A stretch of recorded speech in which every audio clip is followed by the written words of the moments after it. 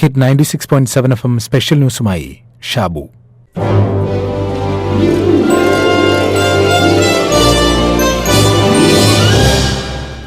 Spain കേന്ദ്രമായി പ്രവർത്തിക്കുന്ന കുട്ടികളുടെ book publisher Wonder Ponder visual ഫിലോസഫിയുമായി ബന്ധപ്പെട്ട് ചില പ്രോജക്റ്റുകൾ അവതരിപ്പിച്ചിട്ടുണ്ട്. അതിൽ പ്രീ സ്കൂൾ കുട്ടികൾക്ക് വേണ്ടി ചെയ്ത ഒരു പ്രോജക്റ്റിനെക്കുറിച്ച് മാത്രം പറയാം. അതായത് ഏതാണ്ട് 4-5 വയസ്സുള്ള കുട്ടികൾക്ക് വേണ്ടിയുള്ള പ്ലേ ആൻഡ് തിങ്ക് പ്രോജക്റ്റ്. അതിൽ ഒരു ചിത്രം കണ്ടതിനു ശേഷം 5 വയസ്സുകാരന്റെ 4 വയസ്സുകാരന്റെ പ്രതികരണം ശ്രദ്ധേയമായി തോന്നി. ചിത്രം ഇതാണ്: ഒരു പെൺകുട്ടി തന്റെ കയ്യിലുള്ള പെൻസിലുകൊണ്ട് മേശപ്പുറത്തുകൂടി നീങ്ങുന്ന ഉറുമ്പുകളെ ഓരോന്നിനെയായി കുത്തി കുത്തി കൊല്ലുന്നു. ഈ വാക്ക് പ്രത്യേകം ഓർത്തുവയ്ക്കുക: കുത്തി കുത്തി കുത്തി കൊല്ലുന്നു. ഈ ചിത്രം കാണിച്ച ശേഷം അമ്മയും മകനും തമ്മിലുള്ള സംഭാഷണമാണ് തുടർന്ന്. അമ്മ ചോദിക്കുന്നു, പെൺകുട്ടി എന്താണ് ചെയ്യുന്നത്? മകൻ പറയുന്നു, മുനയുള്ള പെൻസിൽ കൊണ്ട് അവൾ ഉറുമ്പുകളെ കുത്തിക്കൊല്ലുന്നു. അമ്മ ചോദിക്കുന്നു, അവൾ ചെയ്യുന്നത് ക്രൂരതയാണ് എന്ന് മോന് തോന്നുന്നുണ്ടോ? കുട്ടി പറയുന്നു, തോന്നുന്നുണ്ട്, കാരണം she is doing it in A really nasty way, like this bang bang bang, കുത്തി കുത്തി കുത്തി. അപ്പൊ അമ്മ ചോദിക്കുന്നു, അവൾ ഉറുമ്പുകളെ കൊല്ലുന്നത് നാസ്റ്റി വേയിലാണ് എന്ന്, അതായത് വഷളത്തരമാണ് എന്ന് തോന്നാനുള്ള കാരണമെന്താണ്? അപ്പൊ കുട്ടി പറയുന്നു, അവളുടെ മുഖഭാവം നോക്കൂ, ഷീ ലുക്സ് ലൈക്ക് എ ബാഡി. ബാഡി എന്ന് വെച്ചാൽ വില്ലൻ. അമ്മയുടെ അടുത്ത ചോദ്യം, മോൻ ഇതുവരെയും ഉറുമ്പിനെ കൊന്നിട്ടുണ്ടോ? കുട്ടി പറയുന്നു, ഉണ്ട്, പക്ഷെ ഇത്ര ക്രൂരമായിട്ടല്ല.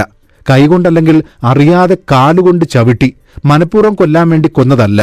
ഉടൻ അമ്മയുടെ ചോദ്യം, കഴിഞ്ഞ ആഴ്ച നമ്മുടെ അടുക്കളയിൽ പഞ്ചസാര ഇരുന്ന പാത്രത്തിലൂടെ പോയ ഉറുമ്പുകളിൽ ചിലതിനെ മരുന്നടിച്ചു കൊല്ലേണ്ടി വന്നല്ലോ, അത് ക്രൂരതയാണോ? കുട്ടി, ആണോ എന്ന് ചോദിച്ചാൽ എന്തിനെ കൊല്ലുന്നതും ക്രൂരതയാണ്. പക്ഷേ തമാശയ്ക്ക് വേണ്ടി കൊല്ലുന്നതും ആവശ്യമെന്ന നിലയ്ക്ക് ചെയ്യുന്നതും രണ്ടും രണ്ടാണ് എന്നാണ് തോന്നുന്നത്. ഇങ്ങനെയാണ് ഈ സംഭാഷണം പുരോഗമിക്കുന്നത്. 4-5 വയസ്സുള്ള കുട്ടികളിൽ കളിയിലൂടെ ചിന്തയുണർത്തുന്ന പ്രോജക്റ്റുകളിലൊന്നാണ്. ഏറ്റവും ഒടുവിൽ കുട്ടി അമ്മയോട് ചോദിക്കുന്നുണ്ട്, ഇനി അമ്മ ചിത്രത്തിൽ ഒന്നുകൂടി നോക്കൂ, എന്നിട്ട് പറയൂ, what about you? Do you think the girl is being cruel? Why? കുട്ടി പറഞ്ഞതിനുമപ്പുറം നമുക്കും എന്തെങ്കിലും പറയാനുണ്ടോ? ഈ ചിത്രം ഏതാണ്ട് നിങ്ങൾക്കും മനസ്സിലായിട്ടുണ്ടാവും പറഞ്ഞത് കേട്ടിട്ട്. ആ കുട്ടി ചോദിക്കുന്നത് പോലെ, അമ്മയോടുള്ള ചോദ്യം പോലെ ചോദിക്കുന്നു, do you think the girl is being cruel? Why? നിങ്ങൾക്ക് ആ കുട്ടി പറഞ്ഞതിനുമപ്പുറം ഉത്തരങ്ങളുണ്ടോ? ഫണ്ണിനു വേണ്ടി ഉറുമ്പിനെ പോലും കൊല്ലുന്നത് നാസ്റ്റിയാണ് എന്ന 4 വയസ്സുകാരന്റെ ബോധമെങ്കിലും നമുക്കുണ്ടോ? വെറുതെ കൂട്ടുകാരുമൊത്ത് സൊറ പറഞ്ഞിരിക്കുന്നതിനിടയിൽ നിരനിരയായി പോയ ഉറുമ്പിനെ വഴിതിരിച്ചുവിട്ട് വിരലമർത്തി ഞെരിച്ച് കൊന്നവരില്ലേ നമ്മുടെ കൂട്ടത്തിൽ? ഏതോ മരച്ചുലയിൽ ഒരു ഉപദ്രവവും ഉണ്ടാക്കാത്ത ഉറുമ്പിൻ കൂട് തീവച്ച് കൂട്ടക്കൊല നടത്തി രസിച്ചവരില്ലേ നമ്മുടെ കൂട്ടത്തിൽ? ഉണ്ടെങ്കിൽ 4 വയസ്സുകാരൻ പറഞ്ഞതുപോലെ എന്തൊരു നാസ്റ്റിയാണ്, എന്തൊരു അക്രമമാണ്, എന്തൊരു വഷളത്തരമാണ്. മയങ്ങല്ലേ മക്കളെ എന്ന സ്പെഷ്യൽ ന്യൂസ് പരമ്പരയുടെ ഈ 8ാം അധ്യായം അക്രമത്തെക്കുറിച്ചാണ് വിശദീകരിക്കുന്നത്. പെൻസിൽ മുന കൊണ്ട് ഉറുമ്പിനെ കുത്തി കുത്തി കുത്തി കൊന്ന് രസിക്കുന്ന പെൺകുട്ടിയുടെ മുഖം കണ്ടിട്ട് ദാറ്റ് ഈസ് നാസ്റ്റി എന്ന് പറയുന്ന 4 വയസ്സുകാരനെ കേട്ട നമ്മൾ തന്നെയാണ് രംഗണ്ണൻ അവനെ കുത്തി കുത്തി കുത്തി കുത്തി കൊന്നു എന്ന് പറയുന്ന സിനിമാ ഡയലോഗ് കേട്ട് രോമാഞ്ചം കൊള്ളുന്നത്.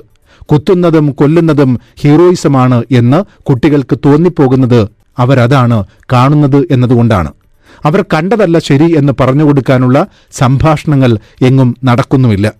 തിരുവനന്തപുരം മെഡിക്കൽ കോളേജിലെ സൈക്കാട്രി വിഭാഗം professor doctor Arun B Nair പറയുന്നു, ആവർത്തിച്ച് അക്രമ സ്വഭാവമുള്ള രംഗങ്ങൾ, പ്രത്യേകിച്ച് തീവ്രമായ അക്രമ രംഗങ്ങളും അങ്ങേയറ്റത്തെ ലൈംഗിക സ്വഭാവമുള്ള രംഗങ്ങളും നിരന്തരം കാണുന്ന ഒരു വ്യക്തി ഇത്തരം കാര്യങ്ങളോട് അമിതമായി പൊരുത്തപ്പെട്ടു പോകുന്ന ഒരു സ്ഥിതിവിശേഷമുണ്ട്. ഡീസെൻസിറ്റൈസേഷൻ എന്ന് പറയും. അങ്ങനെ വരുമ്പോൾ നിത്യജീവിതത്തിൽ അക്രമം ചെയ്യാൻ മടിയില്ലാത്തൊരവസ്ഥ വരുന്നു എന്ന് മാത്രമല്ല, ചുറ്റുപാടുമുള്ള അക്രമങ്ങളോട് വളരെ നിസ്സംഗതയോട് മാത്രം പ്രതികരിക്കുന്ന ഒരു അവസ്ഥയിലേക്ക് മനുഷ്യൻ എത്തിച്ചേരുകയും ചെയ്യും. ഇത് നിരന്തരമായ ഒരു വയലൻസ് കാണേണ്ടി വരുന്ന ഒരു സമൂഹത്തിന് സംഭവിക്കുന്ന ഒരു പോരായ്മ. നോക്കൂ, കുട്ടികളിലെ അക്രമ സ്വഭാവം തുടക്കത്തിലെ തിരിച്ചറിഞ്ഞ് ഇടപെട്ടാൽ ആ സ്വഭാവ വൈകൃതം മാറ്റിയെടുക്കാൻ സാധിക്കും. കുട്ടികളല്ലേ, ഇതൊക്കെ പ്രായത്തിൻ്റെതാണ്, അതൊക്കെ അങ്ങ് മാറും എന്ന് നിസ്സംഗമായി പ്രതികരിച്ചാൽ അത് മാറില്ല. കാരണം ചില വൈകൃതങ്ങൾ ഡിസോർഡറുകളാണ്, അതിന് ചികിത്സ തന്നെ വേണം. തന്റെ മുന്നിൽ ചികിത്സയ്ക്കായി എത്തിയ ഒരു വിദ്യാർത്ഥിയുടെ സ്വഭാവത്തെക്കുറിച്ചും തുടർന്നുണ്ടായ സംഭവ വികാസങ്ങളെക്കുറിച്ചും ഡോക്ടർ അരുൺ ബി നായർ പറയുന്നു. ഒരു 14 വയസ്സുള്ള ഒരു കുട്ടി സ്കൂളിൽ നിന്ന് പുറത്താക്കിയപ്പോഴാണ് അവനെ കൊണ്ടുവരുന്നത്. സ്കൂളിൽ നിന്ന് പുറത്താക്കാനുള്ള കാരണം തൊട്ടടുത്ത സീറ്റിലിരുന്ന ഒരു കുട്ടി ടീച്ചർ ചോദ്യം ചോദിച്ചപ്പോൾ ഉത്തരം പറയാനായിട്ട് എഴുന്നേറ്റ് നിന്നപ്പോൾ അവിടേക്ക് ഇദ്ദേഹം ഒരു കോമ്പസ് വെച്ചു എന്നുള്ളതാണ്. കോമ്പസിന്റെ പുറത്തേക്ക് മറ്റേ കുട്ടി ഇരുന്നപ്പോൾ ഇദ്ദേഹം വളരെ ആഹ്ലാദഭരിതനായിട്ട് പൊട്ടിച്ചിരിക്കുകയാണ്. ഇത് വലിയ പരാതിയായി മാറിയതിനെ തുടർന്നാണ് സ്കൂളിൽ നിന്ന് കുട്ടിയെ പുറത്താക്കേണ്ടി വന്നത്. പക്ഷെ വീട്ടിൽ വന്നതിന് ശേഷവും അവന്റെ അക്രമ സ്വഭാവം തുടരുകയാണ്. വീട്ടുകാർ പോയി സ്കൂള് അധികൃതരോട് സംസാരിച്ച് അവനെ തിരിച്ചെടുപ്പിക്കണം, അത് എടുപ്പിക്കാതെ വന്നു കഴിഞ്ഞാൽ അവൻ പ്രശ്നം ഉണ്ടാക്കുമെന്ന് പറഞ്ഞുകൊണ്ട് മൊബൈൽ ഫോണ്, വീട്ടിലെ TV ഇതൊക്കെ തല്ലിപ്പൊട്ടിക്കുകയും അതിനെ തടയാൻ ശ്രമിച്ച അച്ഛനെ ശാരീരികമായിട്ട് ഭീകരമായി ആക്രമിക്കുകയും ചെയ്തു. കയ്യിൽ കിട്ടിയ ഒരു വടിയെടുത്തിട്ട് അച്ഛന്റെ തല അടിച്ചു പൊട്ടിച്ചു. അച്ഛൻ ആശുപത്രിയിൽ ആകുന്ന ഒരു സ്ഥിതി വന്നപ്പോഴാണ് ഈ കുട്ടി നമ്മുടെ അടുത്തേക്ക് ചികിത്സയ്ക്ക് വരുന്നത്. ചെറുപ്പകാലം തൊട്ടേ തന്നെ അനുസരണക്കേട്, നിഷേധം,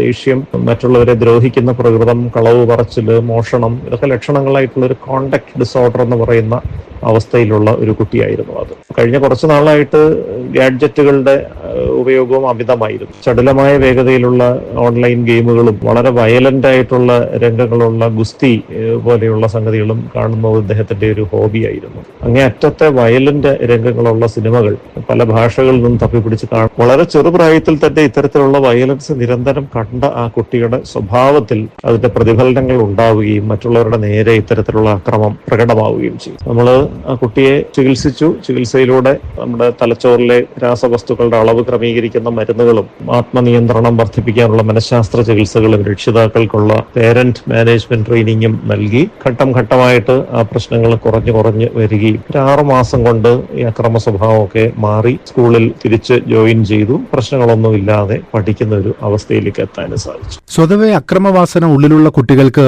ഡിജിറ്റൽ അഡിക്ഷനും ഡ്രഗ് അഡിക്ഷനും കൂടിയാവുമ്പോൾ കുത്തിക്കൊല്ലുന്നതൊരു ആവേശമായി തോന്നും. അപ്പോൾ പിന്നെ അമ്മയെന്നോ അച്ഛനെന്നോ ബന്ധുവെന്നോ മനുഷ്യനെന്നോ മൃഗമെന്നോ ഒന്നും ചിന്തയുണ്ടാവില്ല. ഒരു ദുരന്തം സംഭവിച്ചു കഴിഞ്ഞ ശേഷം എന്റെ കുട്ടി ഇങ്ങനെയാണെന്ന് ഞാൻ അറിഞ്ഞിരുന്നില്ല എന്ന് കരഞ്ഞിട്ട് കാര്യമില്ല. ഇത്രനാളും അടുത്തിരുന്നിട്ടും ഇതൊന്നും അറിയാൻ കഴിഞ്ഞില്ലല്ലോ എന്ന വികാരം ആരെക്കുറിച്ചെങ്കിലും തോന്നിയിട്ടുണ്ടെങ്കിൽ കാഴ്ച പരിശോധിക്കണം. കണ്ണിന്റെ അല്ല, മനസ്സിന്റെ.